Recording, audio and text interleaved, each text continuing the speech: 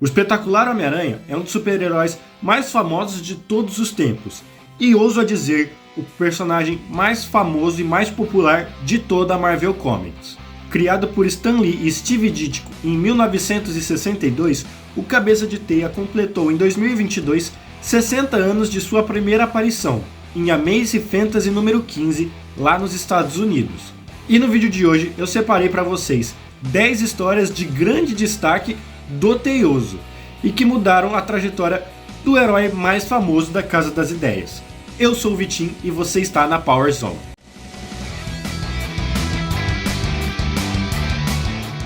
Como já citada, a primeira que eu separei é Amazing Fantasy 15, de 1962. A história em si não tem nada de mirabolante, nada demais, mas é a origem de Peter Parker e do Homem-Aranha, de como ele conseguiu seus poderes após ser picado por uma aranha radioativa, da forma como ele desenvolve todo o senso de justiça que hoje o personagem tem, mas até aquele momento o adolescente não tinha, e como ele vai amadurecendo em relação à responsabilidade de ter os seus poderes e o surgimento da frase grandes poderes vem grandes responsabilidades.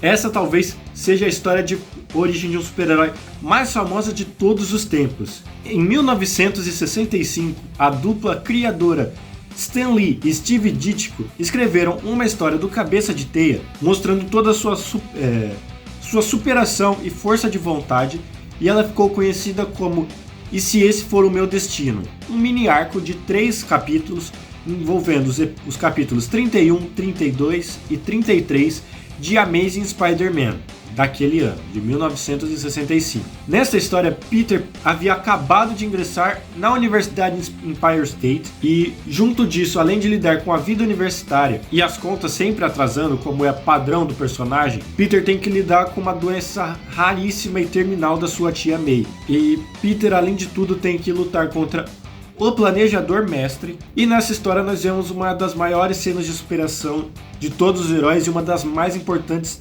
cenas do Homem-Aranha, mostrando toda essa força de vontade, superação, entrega, senso de justiça, tudo numa sequência de cenas lindíssima desenhada pelo Ditko, onde o Peter Parker, soterrado por diversos escombros e máquinas, ele vai levantando, fazendo um discurso motivacional lindo, e essa história não podia ficar de fora. Em Amazing Spider-Man número 50, de 1967, vemos Peter Parker desistindo de ser um super-herói, desistindo de ser o Homem-Aranha. Então vemos ele desistindo de tudo isso e jogando seu uniforme numa lata de lixo num beco. Inclusive, essa cena foi adaptada no segundo filme do Sam Raimi, Spider-Man 2, de 2004, estrelado pelo Tobey Maguire, que inclusive esse é um dos melhores filmes de super-herói até hoje. E no final a gente vê que o altruísmo do Peter é muito maior do que ele próprio, e ele consegue recuperar o seu uniforme e volta a ser o Homem-Aranha que todos nós amamos.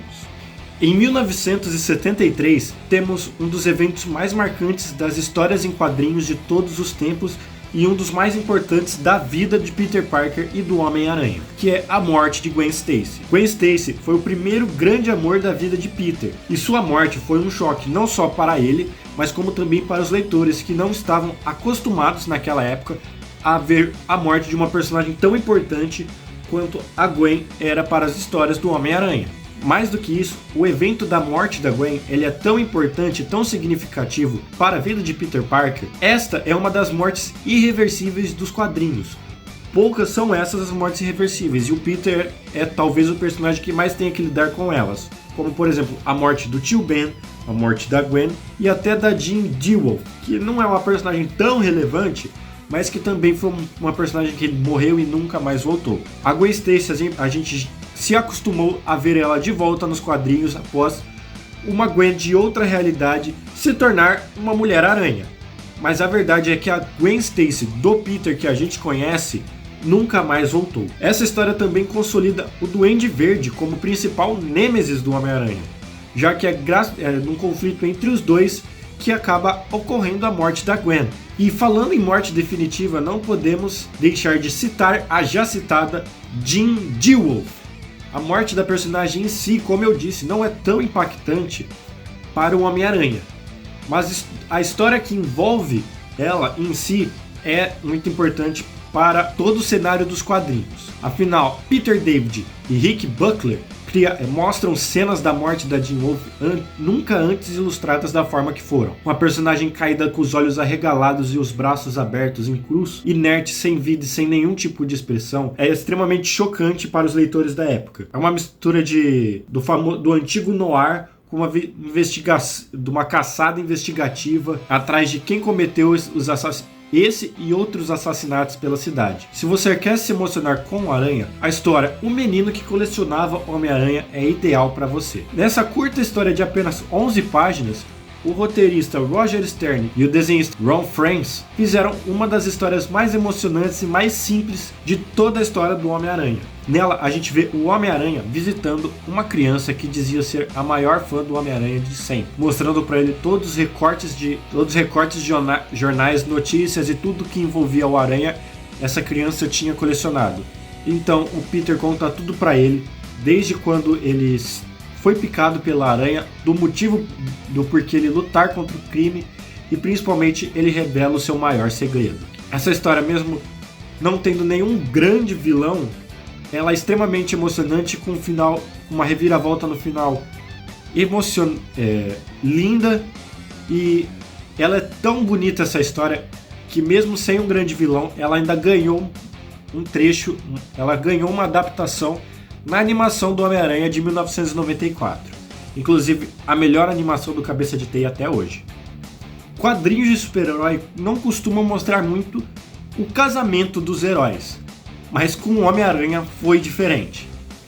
Mas o casamento de Peter Parker e Mary Jane foi um ponto de reviravolta na vida do personagem. Na verdade, essa história foi muito mais uma questão editorial do que pensando dentro da cronologia, já que esse casamento foi um pedido de Stan Lee. Joe Shuster, o editor-chefe da Marvel na época, foi contra essa ideia, já que até naquele momento Felicia Hardy, a Gata Negra, era quem estava mais próxima de ser o amor da vida de Peter Parker. Mas em poucos capítulos, o romance dos dois é reatado ao pedido de casamento e logo eles casam. E houve até a cerimônia, que foi publicada em Amazing Spider-Man Anual número 21 de 1987. No Brasil, essa história foi publicada em abril de 91. Peter e Mary Jane ficaram casados durante vários anos, e esse casamento acabou sendo encerrado após os acontecimentos de Guerra Civil, devido aos poderes místicos de Mephisto, onde ele fez com que os dois deixassem de ser casados, com a promessa de salvar a vida da tia May, que havia sido baleada durante os eventos de Guerra Civil. O Caçador Kraven é um dos vilões mais icônicos do Homem-Aranha, e justamente por conta dessa história, a última caçada de Kraven. Kraven sente que sua vida está chegando ao fim, e para descansar em paz, ele acreditava que ele tinha que caçar e eliminar o seu maior inimigo, o Homem-Aranha. E não bastava apenas isso, ele tinha que provar que ele era melhor do que o próprio Homem-Aranha. Então ele arma um plano para matar o Homem-Aranha e enterrá-lo. Enquanto o Homem-Aranha era dado como morto, ele se passaria como Homem-Aranha para que ninguém desconfiasse de nada. Enquanto isso, a gente vê a Mary Jane recém-casada com o Peter, extremamente preocupada com seu marido que não para mais em casa, e ele está desaparecido, então ela sai atrás dele. Essa história mostra como é a relação antagônica do Homem-Aranha e do Kraven e a dualidade que os dois personagens têm, já que um é mais centrado e com senso de justiça muito alto, enquanto o outro é um maluco que anda com a juba de leão nas costas e não tá nem aí pro senso moral do que é certo e errado. E esse é um dos motivos pelo qual essa é uma das histórias mais aclamadas do herói. Uma curiosidade dessa história é que na primeira publicação dela pela editora Abril, os editores da época da Abril tiveram que reescrever algumas falas do Peter e da Mary Jane para fingir que eles não eram casados ainda, já que a última caçada de Kraven foi publicada no Brasil primeiro que o casamento dos dois. Mas o casamento deles havia acontecido poucos meses antes. O casamento deles havia acontecido poucos meses antes nos Estados Unidos. E aqui no Brasil se inverteu. A saga da última caçada de Kraven acabou chegando um pouquinho antes do casamento deles. Nem tudo são flores na vida do nosso Cabeça de Teia. E nos anos 90, a Marvel ia de mal a pior, tanto nas histórias quanto financeiramente. E quem mais sofria com isso era o Homem-Aranha. O personagem naquela época tinha perdido completamente a essência dele. Como, por exemplo, ele já não era mais pobre, não tinha mais problemas financeiros, não tinha problemas de relacionamento, e ele passou a ser um homem casado, prestes a ser pai, com um emprego estável, onde suas histórias eram cada vez mais chatas e deprimentes. O personagem em si tinha perdido aquele bom humor que ele tinha no começo, de ser um personagem extremamente brincalhão, principalmente quando ele estava mascarado. E foi aí que a Casa das Ideias tomou talvez uma das piores de todas. Eles foram buscar lá em 1975 uma história onde uma Gwen Stacy que não se lembrava de nada do que tinha acontecido na noite em que ela foi morta, como se ela nunca tivesse morrido, e a gente descobre que essa Gwen Stacy era um clone criado pelo Chacal, e que o Chacal também havia criado um clone do próprio Homem-Aranha, ou do próprio Peter Parker. Só que ele havia deixado neste clone toda a moralidade e o senso de justiça do próprio Peter, o que faz ele se sacrificar para salvar o seu amigo Ned Leeds. Anos se passaram e a Marvel decidiu dar mais uma chance para este tal clone, que não havia morrido, e ele vivia andando por todos os Estados Unidos, de cidade em cidade andando, e adotou o nome de Ben Reilly. Ben então fica sabendo que a tia May está muito doente e decide voltar para Nova York para ver a sua amada tia, já que ele havia as memórias de Peter Parker. No início ele não se bica muito com o Peter, eles acabam se trocando farpas um com o outro ali, mas com o tempo os dois vão se entendendo, vão se dando bem e passam a lutar lado a lado. Então o Ben Reilly faz algumas alterações no seu uniforme e passa a ser chamado de Aranha Escarlate.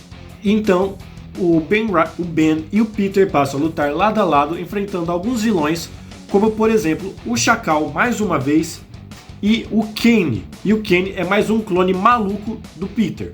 E vendo o aumento das vendas das histórias do Homem-Aranha com este início de saga, que era para durar apenas 6 meses, os editores-chefes mandaram os roteiristas continuarem com essa história. E aí é onde vem a cagada. E aí os roteiristas decidiram criar uma história onde, na verdade, o clone era o Peter e não o Ben. Ou seja, desde o acontecimento lá em 1975, os fãs passaram a ver as histórias do clone do Peter Parker e não do Peter, fazendo com que os fãs se sentissem completamente revoltados e enganados por nunca mais terem visto o Peter verdadeiro. Até enxergou um crescimento nas vendas das histórias do Homem-Aranha, e por isso estava propensa a aposentar o Peter Parker e manter o Riley como novo Homem-Aranha, já que este sim mantinha a essência do Homem-Aranha lá dos anos 60.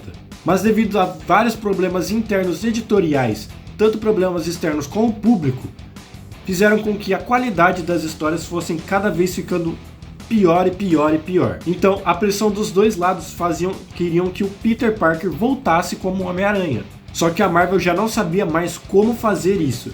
Então eles decidiram trazer de volta Norman Osborn. E que na verdade o Osborn nunca havia morrido, mas estava trabalhando nas sombras desde o incidente do primeiro clone lá nos anos 70. E essa história também vai acarretar numa das histórias mais polêmicas do Homem-Aranha, envolvendo o Duende Verde e a Gwen Stacy, mas que eu não vou contar ela no vídeo de hoje, eu vou deixar para um outro vídeo. E para terminar, vamos falar de um negócio bom, né? Homem-Aranha Azul, escrito por Jeff Loeb. Essa história faz parte da quadrilogia das cores do Jeff Loeb. E nessa história o Loeb reconta o trágico romance entre Peter Parker e Gwen Stacy.